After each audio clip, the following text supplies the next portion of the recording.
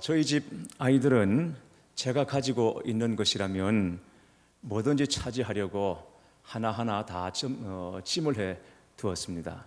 틈만 나면 제 양복도 입어보고 제 구두도 신어보고 그리고 넥타이도 매보고 또 시계도 차보고 그리고는 서로 차지하겠다고 쟁탈전을 벌이고 있습니다. 한 번은 제가 입고 있던 짧은 티셔츠, 반팔 티셔츠를 입고 있는데 탐을 내는 것 같아서 입으라고 줬습니다. 그런데 목 뒤에 상표가 까끌까끌한 게 불편해서 그걸 떼고 입다가 줬더니 그렇게 해서는 안 된다는 겁니다. 왜냐하면 그러면 이게 진짜인지 가짜인지 구분이 안 되니까 상표를 떼지 말았어야 되는데 왜 상표를 뗐냐고 제게 따지는 거였어요. 친구들 사이에서 이게 진짜냐 짝퉁이냐 시비가 붙을 때 그때 내놓을 수 있는 상표가 있어야 되는데 아빠가 그걸 왜 뗐냐고 제게 따지는 거였죠. 요즘은 진짜 같은 가짜가 하도 많으니까 아이들에게도 그게 굉장히 민감한 것 같습니다. 한 번은 모 방송사에서 진짜 명품 시계와 가짜 짝퉁 명품 시계를 같은 높이에서 떨어뜨려서 어떤 게 더 튼튼한가 테스트를 했는데 얄궂게도 진짜는 떨어져서 박살이 나버렸고 가짜는 멀쩡하더라는 것입니다. 또 이런 이야기도 있습니다. 여러분 잘 아시는 희극 배우 찰리 채플린이 하루는 시골 마을을 지나는데 지나다가 재미있는 광경을 봤습니다. 그 마을에서 채플린 흉내내기 대회가 열리더라는 것이죠. 그래서 호기심이 발동한 채플린이 직접 그 대회에 참가를 했습니다. 결과는 놀랍게도 3등이었습니다. 진짜 채플린보다 더 진짜 같은 가짜 채플린이 2명이 더 있더라는 것입니다. 진짜보다 더 진짜 같은 가짜가 있다는 거죠. 가짜 박사 이야기는 어제 오늘의 일이 아닙니다. 가짜 의사가 성형수술을 더 잘한다는 말도 있습니다. 별별 가짜가 다 나와 있습니다. 심지어는 가짜 목사도 있고 가짜 성도도 있다고 하니 정말 가슴 아픈 현실이 아닐 수 없습니다. 예수님은 이 가짜에 대해서 마태복음 7장 15절에 이렇게 경고하셨습니다. 거짓 선지자들을 삼가라. 양의 옷을 입고 너희에게 나오나 속에는 노략질하는 일이라고 하셨고, 사도 바울도 디모데후서 3장 5절에서 경건의 모양은 있으나 경건의 능력은 부인하니 이 같은 자들에게서 내가 돌아서라고 말했습니다. 오늘 여러분 듣기에 좀 당혹스러운 질문인지 모르겠습니다만 그래도 묻습니다. 여러분은 진짜입니까? 가짜입니까? 그렇게 물으면 뭐라고 답을 해야 될지, 진짜라고 그냥 똑부러지게 말은 못하지만 그래도 진짜 비슷한 것 아닌가라고 대답하시겠습니까? 그러나 비슷한 것은 가짜입니다. 진짜가 아닌 것은 다 가짜입니다. 진짜 같기도 하고 가짜 같기도 한 것은 없습니다. 진짜가 아닌 것은 모두 가짜라는 것입니다. 그러면 진짜인지 가짜인지를 어떻게 알 수 있는가? 열매를 보면 압니다. 진짜와 가짜를 구별할 수 있는 가장 확실한 방법은 바로 열매입니다. 열매를 보면 나무를 알죠. 가시나무에서 포도 열매를 맺을 수 없고 엉겅퀴에서 무화과를 딸 수는 없는 것입니다. 좋은 나무와 나쁜 나무는 맺는 열매가 분명히 다릅니다. 내가 진짜 그리스도인인지 분별할 수 있는 가장 확실한 증거는 무엇인가? 내게 회개의 열매가 있는가 하는 것입니다. 교회 여러분 회개하셨습니까? 지금 여러분 회개하며 살고 계십니까? 여러분 안에 회개의 영이 살아 있습니까? 회개해도 그만, 안 해도 그만이 아닙니다. 회개는 하나님께로 나아가는 정문과 같습니다. 회개 없이는 주님을 만날 수 없습니다. 예수 믿는 것을 마치 담치기 하듯이 그렇게 대강 믿을 수는 없다는 것입니다. 오늘 본문은 세례 요한이 유대 광야에서 회개의 메시지를 전하는 내용입니다. 구약 마지막 선지자 말라기를 끝으로 세례 요한이 등장하기까지 약 400년간을 이스라엘 백성들에게 있어서는 영적인 공백기나 같았습니다. 이 400년간을 신구약 중간 시대라고 하고 하나님께서 말씀을 멈추신 때라 그래서 침묵의 시대라고 말을 하기도 합니다. 그러다가 400년간의 침묵을 깨고 세례 요한이 광야에서 외치는 자의 소리로 등장합니다. 회개하라, 천국이 가까웠느니라. 주의 길을 준비하라, 그의 오실 길을 곧게 하라고 사도 요한이, 세례 요한이 외칩니다. 이 불같은 메시지에 수많은 사람들이 응답을 했습니다. 예루살렘, 온 유대, 그리고 요단강 사방에서 사람들이 떼를 지어 요한에게 나왔습니다. 하나님의 말씀이 백성들의 마음을 움직인 것입니다. 그 메시지를 듣고 사람들이 죄를 회개하고 요단강에서 요한으로부터 세례를 받았습니다. 그 이전까지 이스라엘 백성들은 회개를 몰랐고 그리고 회개해야 하는지 그 필요성도 잊고 살았던 거죠. 그런데 회개하라, 천국이 가까웠다, 주의 길을 예비하라, 주의 길을 준비하라, 그의 길을 곧게 하라는 요한의 메시지를 듣고 사람들이 회개하며 나와서 세례를 받더라는 것입니다. 그러나 요한이 볼 때 모든 사람들이 다 순전한 마음으로 나오는 것은 아니었습니다. 무리들 가운데 일단의 위선자들을 발견했습니다. 아이러니하게도 그들은 무리 가운데서도 가장 경건하게 보이는 사람들이었습니다. 바로 바리새인들, 사두개인들이었습니다. 그들은 회개하지 않으면서도 자신들이 아브라함의 자손이기 때문에 당연히 구원받을 것이라고 생각하고는 회개 없이 나온 것이죠. 회개하는 수많은 무리들, 그 눈을 의식해서 형식적으로 그냥 나온 것입니다. 세례 요한은 그들에게 거친 말을 쏟아붓습니다. 독사의 자식들아, 누가 너에게 일러 장차 올 진노를 피하라 하더냐. 독사의 자식들아, 성경에서 독사의 자식들아, 이 말은 굉장히 격하고 그리고 강한 말입니다. 우리말로 하면 어떻게 표현할 수 있을까요? 독사의 자식들아, 우리가 독사의 자식들아 그렇게 하지는 않겠지만 만약 저보고 한국말로 그걸 표현해 보십시오. 그러면 여기서 제가 각양 동물들의 이름을 막 대야 될 겁니다. 독사의 자식들아, 누가 너희들에게 피할 그 임박한 진노를 피하라고 하더냐. 이 말 임박한 진노를 피하라고 하더냐. 이미 도끼가 나무 뿌리에 놓였으니 좋은 열매 맺지 아니하는 나무마다 지켜 불에 던져지리라. 너희들 발등에 지금 도끼가 놓여 있다. 너희가 회개하지 않으면, 회개에 합당한 열매 맺지 않으면 이 도끼가 너희들의 발등을 찢게 될 것이라고 세례 요한이 경고했습니다. 그러자 바리새인들과 사두개인들이 묻습니다. 그러면 우리가 무엇을 하리까? 회개를 촉구하는 그들에게 회개하라, 도끼가 너희들의 발등에 지금 놓여 있다.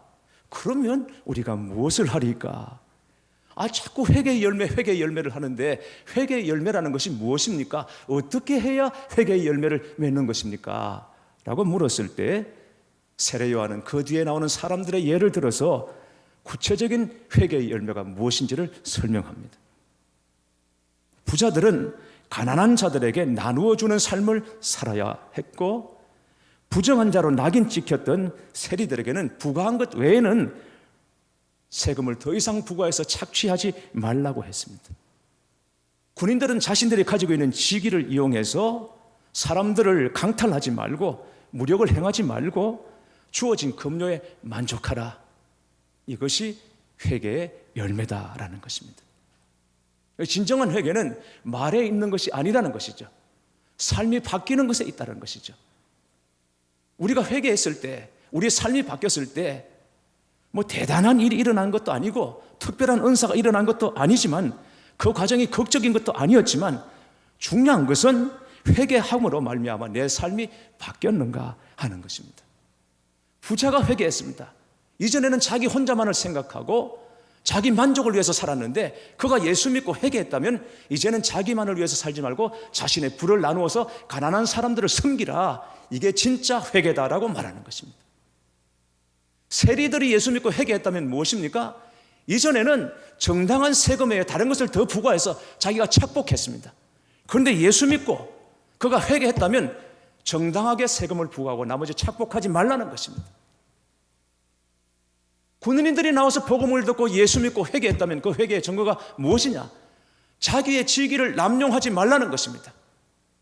무력을 사용하지 말라는 것이죠. 그래서 무고한 사람들에게 강포를 행하지 말고 강탈하지 말라. 그렇게 함으로 예수 믿고 변화되었고 그리고 회개의 열매가 있음을 증거해 보라는 것이죠.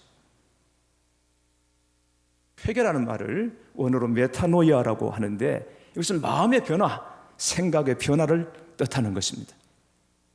그러나 회개는 생각이 변화되었거나 마음이 변화되었다. 거기에 뛰어넘어서 마음의 변화로부터 시작해서 하나님께로 완전히 돌아서는 것을 말하는 것입니다. 누가복음 15장에 나오는 탕자의 이야기가 이 회개를 온전히 설명해 주고 있습니다.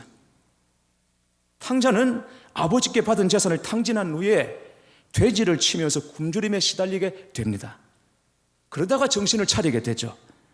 그는 자신의 삶을 청산하고 아버지께로 다시 돌아옵니다. 이것이 바로 회개의 열매라고 말하는 것입니다. 어떤 사람들은 회개와 후회를 혼동하기도 합니다. 여러분, 회개하는 것과 후회하는 것은 같지 않습니다. 후회는 자신이 한 잘못에 대해서 자책을 하지만 돌이키지는 않습니다. 그러나 회개는 자신이 한 잘못에 대해서 뉘우치고 거기로부터 돌아서는 것이죠. 예를 들자면 이런 것입니다. 여러분들이 차를 탔다고 생각해 보십시오. 차를 타고 가는데 가다 보니까 방향이 다릅니다. 다른 방향으로 가고 있습니다. 그러면 그 차에서 내려서 자기가 원래 가려고 하던 방향으로 돌이키는 것, 이걸 회개라고 말하는 것입니다. 그런데 가다 보니까 방향이 틀렸습니다. 다른 방향으로 가고 있습니다. 아, 다른 방향으로 가고 있구나. 여기에 대해서 탄식을 하면서도 차에 계속 앉아 있는 것, 이걸 후회라고 말하는 것입니다. 돌이키지 않는 것이죠. 가룟 유다는 후회했지만 회개하지 않은 사람의 전형입니다. 그는 가책을 느꼈고 자책을 했지만 주님께로 돌아오지 않았던 것이죠. 그런데 저는 이 말씀을 묵상하면서 진정한 회개를 촉구하는 요한의 메시지에 바리새인, 사두개인들이 그러면 우리가 무엇을 하리까? 라고 반응했다는 이 사실이 자꾸 생각이 납니다. 그러면 우리가 무엇을 하리까? 회개하라.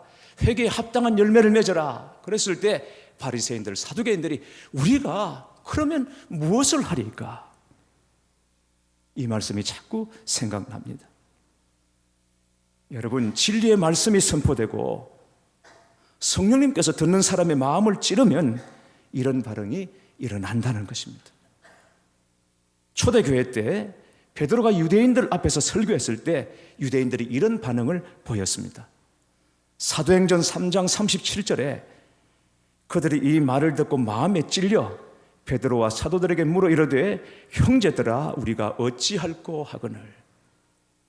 여러분, 찔렀다 하는 것, 이 찔린다는 말을 원어를 보니까 심장을 관통한다라는 의미가 있습니다. 창끝이 심장을 관통하는 것입니다. 그리고 말 발굽에 움푹 파이다라는 뜻이 있습니다. 여러분 상상해 보십시오. 베드로가 설교했을 때 그 듣는 무리들 마음속에 어떤 변화가 있는가, 어떤 느낌이 있는가 하면 창끝이 자기 속에 있는 심장을 찌르는 아픔이 느껴졌습니다. 그리고 자기 가슴을 그 빠른 말이 밟고 지나가는 것, 그래서 움푹 파이는 것 같은 그런 고통이 느껴지더라는 것입니다. 여러분, 초대교회 때 베드로의 설교를 들었던 사람들의 마음의 고통이 얼마나 컸을지 짐작이 되시죠? 심장이 찔리는 고통, 말 발굽이 나의 가슴을 움푹 파고 지나가는 것 같은 그런 고통, 이런 고통이 느껴지더라는 것이죠. 우리 마음에 찔림이 있다는 것이 축복이고 은혜인 줄 믿으시기 바랍니다. 말씀을 들을 때 마음에 찔림이 있다면 그건 좋은 징조인 것입니다. 왜? 영적으로 내가 살아있다는 증거이기 때문에 그렇습니다. 세상 사람들의 불행이 무엇입니까? 마음에 찔림이 없다는 것입니다. 누가 나에게 잘하는지, 누가 나에게 잘못하는지 이건 정확하게 잘 압니다. 정욕도, 탐욕도, 미움도, 시기도, 질투의 감정도, 슬픔도, 불쾌한 감정들도 다 느낄 수 있습니다. 누가 밉다라든지, 내가 불쾌하다든지 내 속에 탐욕의 마음이 일어난다든지 이런 것들은 누구나 다 느낄 수 있습니다. 그런데 유독 하나님에 대한 감각은 죽어 있다는 것입니다. 하나님께서 말씀하셔도 마음을 찔러도 전혀 느낌이 없다는 것이죠. 이게 불행인 것입니다. 이게 세상 사람들의 불행인 것입니다. 이런 사람들을 향하여 예수님은 책망하셨습니다. 이르되 우리가 너희를 향하여 피리를 부르도 너희가 춤추지 않고 우리가 슬피 울어도 너희가 가슴을 치지 아니하였도다 라고 주님께서 책망하셨습니다. 그러므로 베드로가 설교할 때 듣는 사람들이 우리가 어찌할꼬 하며 가슴을 치고 괴로워하고 울부짖기까지 했다는 것이 얼마나 큰 은혜인지 여러분 알 수 있는 것입니다. 하나님께서 오늘 말씀을 듣는 여러분의 심령에 마음을 찌르실 때 주님, 그럼 제가 어떻게 해야 할까요? 하는 마음으로 나아가시기를 바랍니다. 하나님께서 마음을 찌르실 때가 기회이기 때문입니다. 그때 회개할 기회인 것입니다. 회개해야 할 때 회개하면 사는 것입니다. 그러면 주님을 만날 수 있습니다. 어려워도 힘들어도 회개하면 인생이 변화됩니다. 부흥이 일어나게 되는 것입니다. 부활하신 주님을 베드로가 처음 만났을 때 그 주님 앞에 무릎 꿇고 엎드려서 주님, 제가 죄인입니다. 저를 떠나소서 했습니다. 자기는 너무 끔찍한 죄인이기 때문에 주님이 자기 앞에 머물러 있는 것을 보고 있을 수가 없어서 나를 떠나시라고, 저를 어서 떠나시라고, 저는 죄인입니다 라고 말했을 때 주님이 어떻게 하셨습니까? 주님께서 베드로를 떠나신 것이 아니라 오히려 더 베드로에게 가까이 다가오셨음을 여러분 기억하시기 바랍니다. 사랑하는 교회 여러분, 오늘 우리가 회개함으로 회개에 합당한 열매를 맺어야 한다면 그게 도대체 무엇일까요? 오늘 하나님께서 여러분에게 회개를 촉구하시고 그 회개에 합당한 열매를 맺기 원하신다면 여러분은 어떤 회개의 열매를 맺어야 하겠습니까? 혹시 여러분 안에 끊어버려야 할 죄된 습관은 없습니까? 남들은 몰라도 여러분 자신이 알고 하나님이 알고 계시는 은밀한 죄, 숨겨놓은 죄가 있는 것은 아닙니까? 적당히 덮고 포장해서 위선으로 살아가고 있는 것이 아닙니까? 그런데 저는 오늘 말씀을 준비하고 묵상하면서 기도하는 중에 하나님께서 우리에게 정말 회개할 일이 하나 있다고 말씀하셨습니다. 그것은 우리 안에 하나님에 대한 갈망이 없다는 것입니다. 우리는 갈망 없이 세상을 살아갈 수 없습니다. 갈망 없이는 이 세상을 단 하루도 살아갈 수 없습니다. 그 갈망이 있기 때문에 세상을 사는 것입니다. 무슨 일이 있어도 갈망이 있기 때문에 그 일을 해내는 것이죠. 그런데 하나님에 대한 갈망이 우리에게 없다라고 주님께서 말씀하시는 것 같았습니다. 하나님 나라에 대한 소망이나 기대가 없다는 것입니다. 우리가 주님을 다시 만나게 될 것이라는 이 확신이 없이 살아가고 있다는 것이죠. 지난주에 한 권사님과 얘기를 하면서 제게 그런 말씀을 하시더군요. 목사님, 그동안 사실은 내가 주님 만난다, 주님 나라 간다는 사실을 잊고 살았습니다. 그동안 교회에서 장례식이 많이 있었고 그 장례식에 가면 그런 생각이 들 줄 알았습니다. 우리와 함께 신앙생활하던 우리의 형제 자매가 먼저 하나님 나라 가는 거 보고 나도 이 길을 곧 가겠구나, 그렇게 느낄 줄 알았는데 그게 아니더라는 것이죠. 나하고는 전혀 상관없는 일처럼 여겨지더라는 것이죠. 그런데 어느 날 문득 내가 나이가 들어가면서 나도 하나님을 만나게 되겠구나, 곧 주님을 만나게 되겠구나 하는 이 사실이 깨달아지더라고 권사님께서 말씀하셨습니다. 교회 여러분 어떻습니까? 여러분 하나님의 나라에 대한 기대와 소망이 과연 여러분에게는 정말 있는 것입니까? 하나님에 대한 갈망이 있습니까? 다시 말씀드리지만 우리는 갈망 없이 단 하루도 살 수 없는 존재입니다. 우리를 이끌고 우리를 사로잡고 있는 그 갈망이 도대체 뭐란 말입니까? 하나님 보기를 원하고 하나님과 동행하기를 원하고 주의 임재 가운데 살기를 원하는 그 갈망이, 주님께서 내 손 잡아주시기를 바라는 그 간절한 갈망이 오늘 여러분 안에 있는가 말인 것이죠. 그게 아니라 우리의 관심이 온통 이 세상에만 있고 세상 것들을 위해서 살아가고 있는 것은 아닌가, 주님께서 강하게 제게 말씀해 주셨습니다. 그래서 진짜 소중한 것, 우리 영혼과 생명에 관련된 것, 이런 모든 것들은 하나둘 우리의 관심과 우선순위에서 밀려나고 있는 것이 아닌가라고 말씀인 것이죠.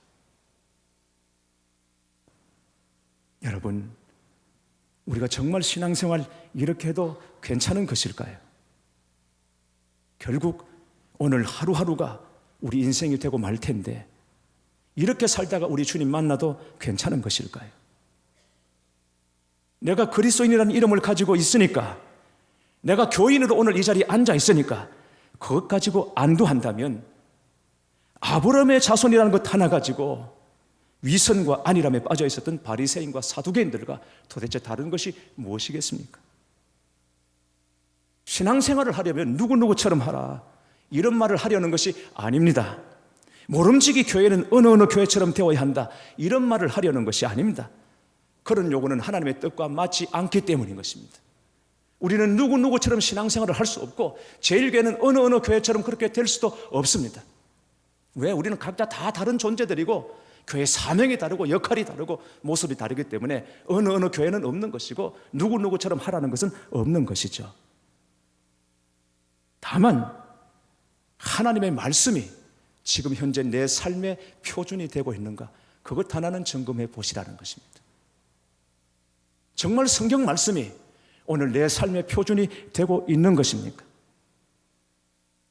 요즘 세상이 하도 깃털처럼 가벼운 세상이다 보니까 신앙생활도 골치 아픈 것처럼 여겨두고는 하나님의 말씀은 아예 오르지 못할 나무라고 접어두고 내 수준과 내 형편에 맞는 나무 하나 골라서 그저 거기 폴짝폴짝 뛰어넘는 수준으로 우리가 살고 있는 것은 아닌가 말이죠.